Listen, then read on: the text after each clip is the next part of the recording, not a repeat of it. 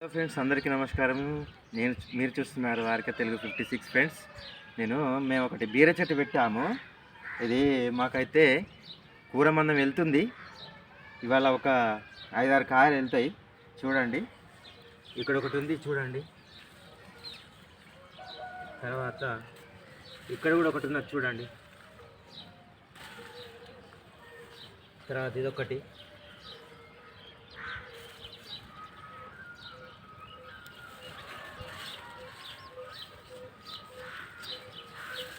ఇవి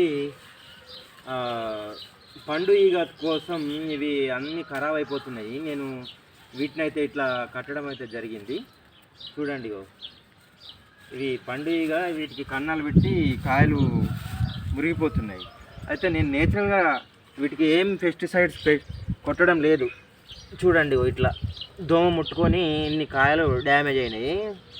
కోరోజన్ లాంటిది కొట్టుకుంటే బాగానే ఉంటుంది, కానీ మనకు మార్కెట్లో చాలామంది అసలు కోరోజన్ లాంటివి కొట్టి మనకి ఇస్తున్నారు, కానీ వాళ్ళు 3 days తర్వాత తినాలి. అది డేంజరస్ మందు, కానీ రిజల్ట్ బాగానే వస్తుంది. కానీ వాళ్ళైతే ఎన్ని రోజులకు కోస్తున్నారో ఏమో.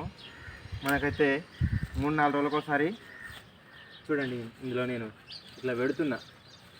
ఈ పిందెలు ఇట్లా ఉంటే దోమపోటు అనేది, దోమ కాటు తక్కువగా ఉంటుంది. నేను ఇందులో పెడుతున్నాను. ఇందులో కూడా ఒకటి ఉంది కాయ. మన తర్వాత ఇక్కడ వచ్చేసి ఇది కూడా ఉంది కాయ ఇందులో. మళ్ళీ ఇక్కడ కూడా ఉన్నాయి. మనకు ఇది సాయంత్రం కోస్తా. ఇది కొంచెం పెద్దగా కాలేదు.